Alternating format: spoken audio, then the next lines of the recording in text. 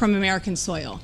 Last year alone, SpaceX completed 165 orbital launches, a record for any single launch operator in history.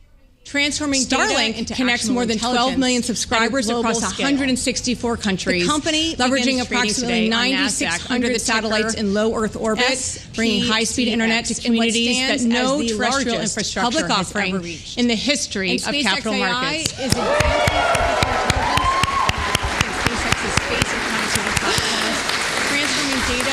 As the home of innovation and the home of the innovation economy, Nasdaq is incredibly proud to be SpaceX's partner as it builds the physical and digital infrastructure of the future.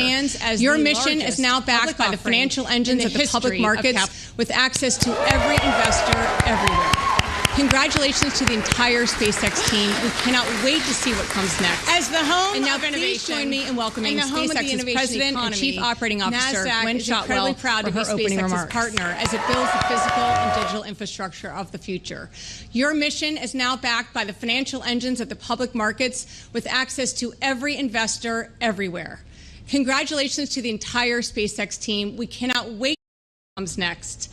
And now please join me in welcoming SpaceX's President and Chief Operating Officer, Gwynne Shotwell, for her opening remarks.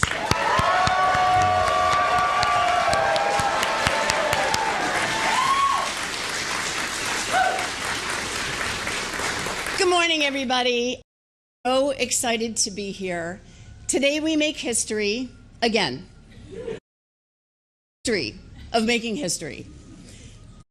I want everyone to know that we did open this morning in a rather exciting way. We launched. Falcon 9 launched Starlink satellites to orbit.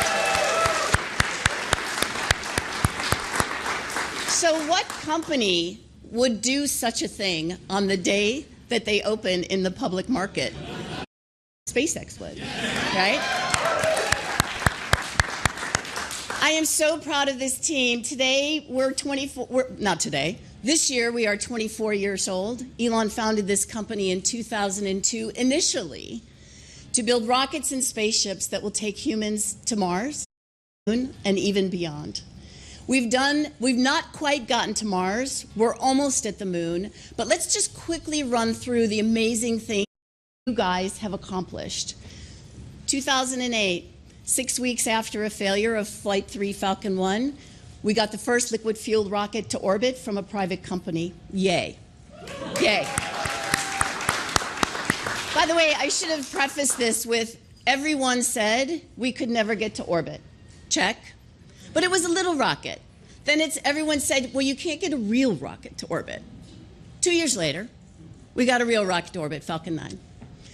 Oh, well, you'll never get to the space station, because that's what we really want to do, right? We want to take humans outside Earth, but you'll never get astronauts to the space station. Check. We did that too. Doubters, right? Oh, you'll never fly Falcon 9 enough. You'll never get to production. 165 launches last year. Check.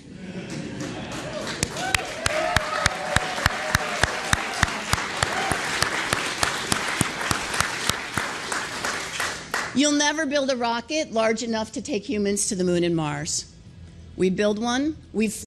This year, I believe we'll get to orbit with that vehicle, and we'll recover the second stage. We've already recovered the first stage and reflown it. So good on you all for that too.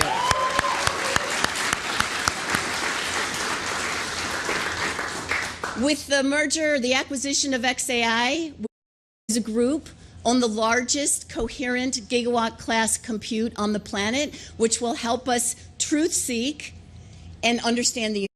So congratulations to all of us for that.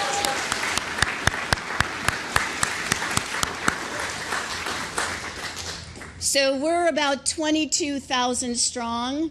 I'm super proud that over half of us actually bought additional stock in this opening, totaling $1 billion. So thank you for that too. But really the thank yous go to all of you for hanging in there, for keeping a straight spine as the doubters doubt, to achieve historic things every day, multiple times a week. Thank you, all of you, for doing this. And I hope today is a day that you feel great about and that you're celebrating. Take a moment. Now, the Falcon Recovery Team can't take a moment today, but everybody else can, and I hope Falcon Recovery Team could take a moment a little bit later. Yep. And also, thank you to the families, the partners, the plus ones, the children, the brothers, the sisters, the parents that have lived through launch, that have seen launch failures, that have seen AI compute go down, that have seen kind of the trials and tribulations of this incredibly difficult business. Thank you so much for hanging in there. I know I can't do this without my incredible partner and husband, too. I've been a great source of support for all the SpaceX team, and you are a huge part of this success, too. So thank you for that.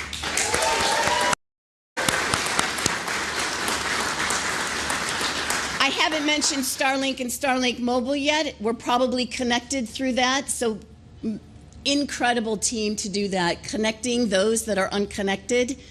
And I'm really excited about the future of that. In fact, as I was meeting, like literally almost 1,000 people in person over the last 2 weeks and almost 100,000 through telecommunications, hopefully on Starlink. What was clear to me as I was talking about the future and they were asking questions about what we'd achieved and what we're going to achieve, what was clear to me is that we are just, it might feel like a long haul, but it's going to be even more exciting going forward. So I want to introduce my boss of 24 years, the chairman of this incredible company, the CEO of this incredible company, and the chief designer of this incredible company, Mr. Elon Musk, who is in Starbase, Texas, and he's celebrating there with 4,000 or 5,000 people. Thank you so much.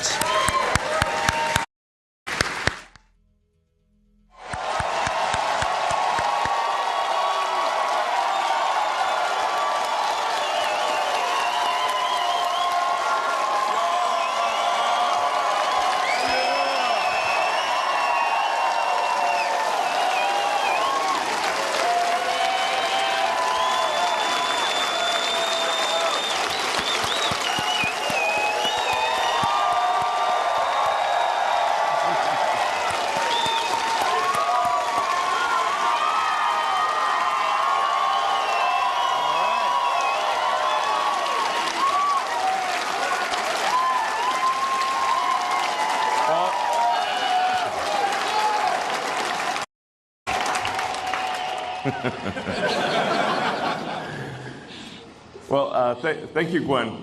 Gwynne Shotwell has been an incredible partner and was one of the first people to join the company. And thank you, Gwynne. Oh, she's in New York, of course. Where is she?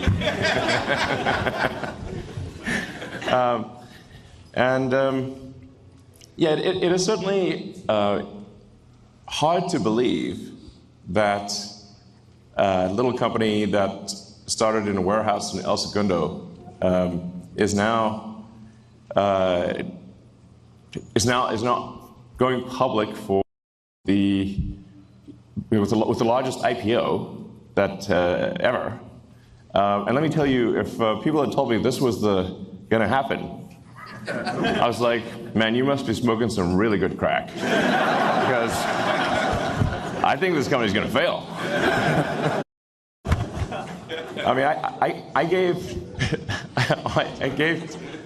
SpaceX less than a 10% chance of succeeding at all, to be clear. In fact, I told people this. I said, look, we're probably going to fail, but we should give it a try, because if we don't, if there's not a new company that enters space, we will never be a truly spacefaring civilization. The other aerospace companies, they build good rockets and everything. They were simply not pursuing the technology that's necessary to make life multiplanetary, to make Star Trek, to make the exciting science futures that we've read about real. And that's what SpaceX is all about, is to take the fiction out of science fiction and create an exciting, inspiring future for everyone.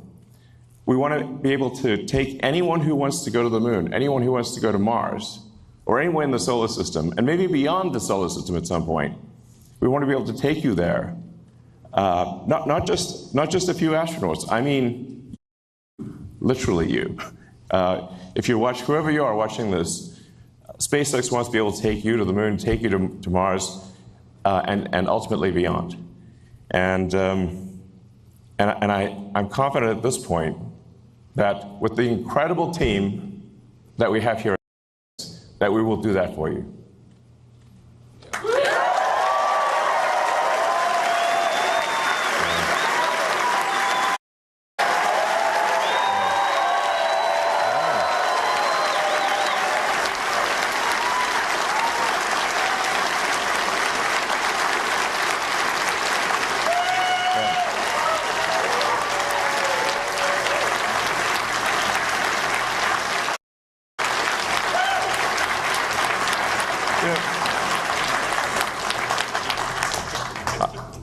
I always think about this. There are always problems on Earth. There are always problems on Earth. There are always things that we wish to be better, that we want to solve here on Earth, and we should solve them.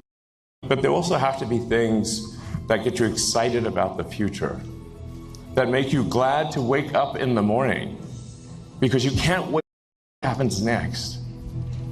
And that's the future that SpaceX wants to bring to you. Yeah.